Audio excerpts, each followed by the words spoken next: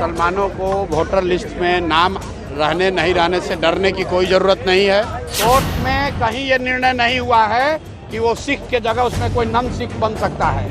आप अब तुरंत हम लोग से संपर्क कीजिए। आपको जनसुराज नहीं पसंद है, कांग्रेस पसंद है, कांग्रेस संपर्क कीजिए। अगर आपको इलेक्शन कमीशन अभी आपका नाम काटने का धमकी दे रहा है या आपको डरा रहा है, अभी तक इस आदमी ने एक भी जवाब नहीं दिया। भाजपा का 19 प्रवक्ता है।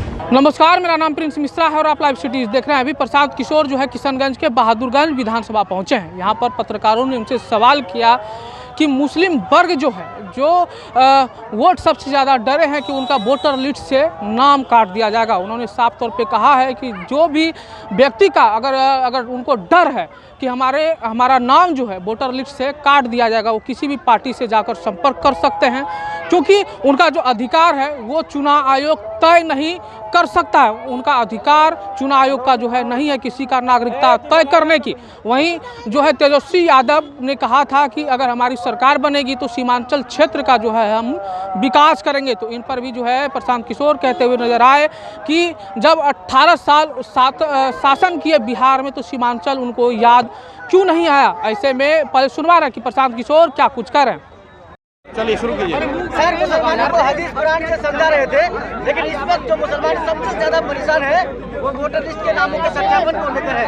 सर, आप उसके बारे में बोलें। ऐसा है कि मुसलमानों को वोटर लिस्ट में नाम रहने नहीं रहने से डरने की कोई ज़रूरत नहीं है।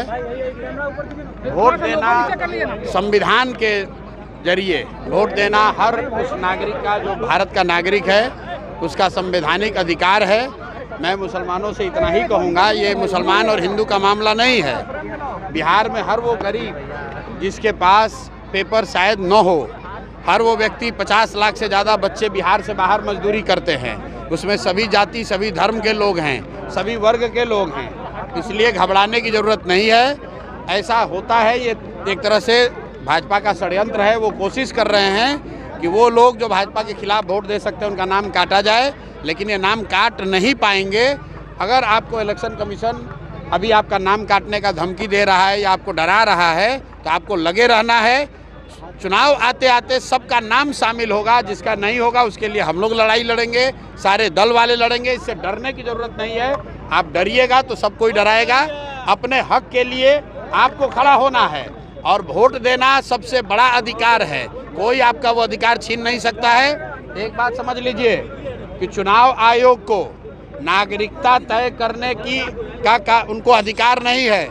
सुप्रीम कोर्ट का ये गाइडलाइन है, सुप्रीम कोर्ट का जजमेंट है। चुनाव आयोग किसी की नागरिकता नहीं तय कर सकता है। चुनाव आयोग का काम वोटर लिस्ट बनाना है, वोटर लिस्ट के जरिए चुनाव कराना है। अगर चुनाव आयोग ये कह रहा है कि वोटर लिस्ट ठीक नहीं है तो चुनाव आयोग को जवाब देना है कि भाई 1.5 बरस पहले इसी चुनाव आयोग से पार्लियामेंट का चुनाव हुआ है, मोदी जी इसी वोटर लिस्ट से चुनकर प्रधानमंत्री बने हैं। तो अगर वोटर लिस्ट खराब है, गलत है, तो मोदी जी क्या फिर से इस्तीफा देकर फिर से चुनाव लड़ेंगे? और अगर चुनाव आयोग ये कह रहा है कि लोकसभा चुनाव के बाद नेपाल से बांग्लादेश से लोग आ गए, तो ये बताए कि भाई बिहार में सरकार किसकी है? भाजपा की है, नीतीश की है। तो ये भाजपा नीतीश के सरकार के रहते बांग्लादेश और नेपाल से लोग आए कैसे? तो भैया ये संभव नहीं है। ये शुरुआती गीदड़ भभकी है, इससे डरने की जरूरत नहीं है। जिसका नाम भी कट रहा है वो लाकर आप मिलिए। रुको भाई साहब, सूत्र की जो बात कर रहे हैं, चुप रहो ना यार, पहले हमारा जवाब देने से पहले आप ही पूछ लीजिए। चुनाव पहले जो बात है समझ लीजिए। जिसका नाम कट रहा है आप अब तुरंत हम लोग से संपर्क कीजिए। आपको जनसुराज नहीं पसंद है, कांग्रेस पसंद है, कांग्रेस संपर्क कीजिए। राजनीतिक दलों के कार्यकर्ताओं से, नेताओं से संपर्क कीजिए ताकि आपका नाम हर हालत में जोड़ा जाएगा। चुनाव आयोग आपका नागरिकता तय नहीं कर सकता है, ये उसके अधिकार क्षेत्र के बाहर का मामला है। ये सीमांचल क्षेत्र पिछड़ा है, अगर सरकार बनेगी तो हम विकास करेंगे सीमांचल क्षेत्र का। तो पिछले 30 वर्ष से बिहार में किसकी सरकार है? 15 वर्ष लालू राबड़ी की सरकार थी, 3 वर्ष खुद तेजस्वी यादव डिप्टी सीएम थे। आप बताइए सीमांचल में एक भी बढ़िया स्कूल कॉलेज बनाया हो तेजस्वी यादव ने? तो राजद की सरकार ने यहाँ के बच्चों के लिए अगर पढ़ाई की व्यवस्था की हो, रोजगार की व्यवस्था की हो, यहाँ से पलायन रोकने के लिए कुछ काम किया हो? भाई 18 वर्ष कम थोड़ी ना होता है। 18 वर्ष जब आप सत्ता में थे तो सीमांचल के लोगों के लिए, युवाओं के लिए आपने क्या किया?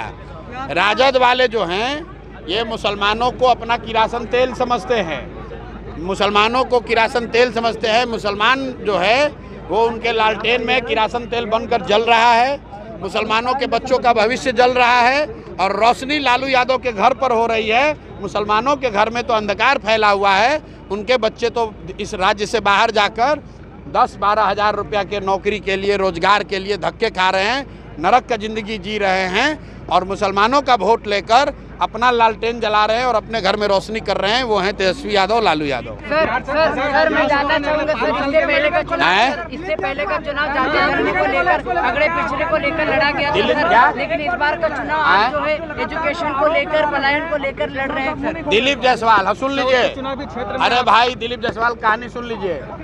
ये जो है दिलीप जायसवाल बहुत बड़े अपने को तोप समझ रहे थे।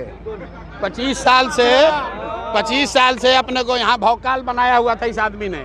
इनका पहला राउंड इनका कायदे से उपाय हुआ है और दूसरे किस्त का, सब लोग ध्यान से सुन लो भाई, दूसरा किस्त अभी 18 तारीख से पहले इन पर 18 तारीख तक इन पर जारी किया जाएगा और इनका कच्चा चिट्ठा खोलेंगे। आप देखिए इनका हालत क्या है।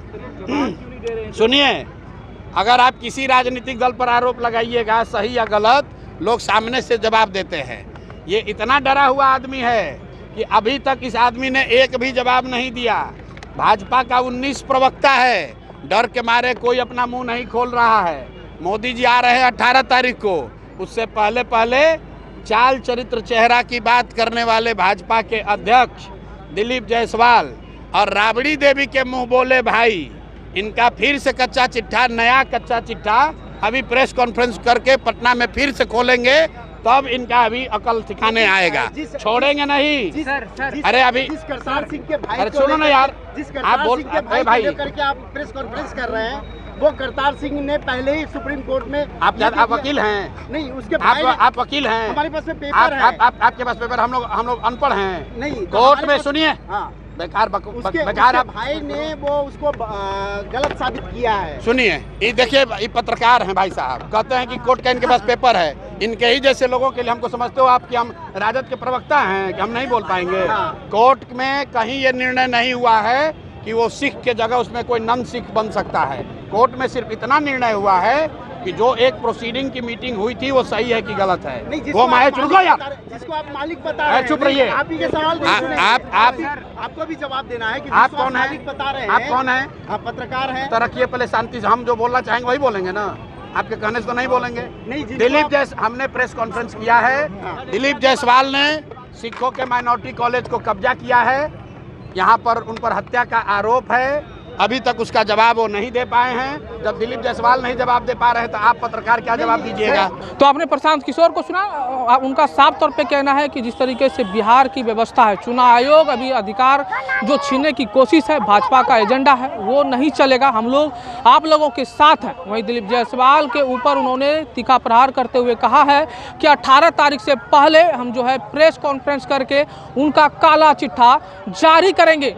दिलीप जायसवाल जो कि भाजपा के प्रदेश अध्यक्ष हैं, उन पर जो है आरोप प्रशांत किशोर लगाए थे कि जो कॉलेज उन्होंने अधिकार में ले लिया है, उन चीज़ों को लेकर उन्होंने कोर्ट का भी उन्होंने जिक्र किया कि कोर्ट में जो मामला था उन चीज़ों को लेकर भी उनका सिर्फ यही निर्णय आया था कि वो जो डिसाइड हुआ था किस तरीके से हुआ था, सही था या गलत था, इन चीज़ों को लेकर। लेकिन बिहार दौरे पर प्रधानमंत्री आ रहे हैं, उससे पहले हम जो है पटना में प्रेस कॉन्फ्रेंस करके उनका काला चिट्ठा खोलने का काम करेंगे। ऐसे में आप लोगों की क्या प्रतिक्रियाएं होती है कमेंट बॉक्स में जरूर बताइएगा।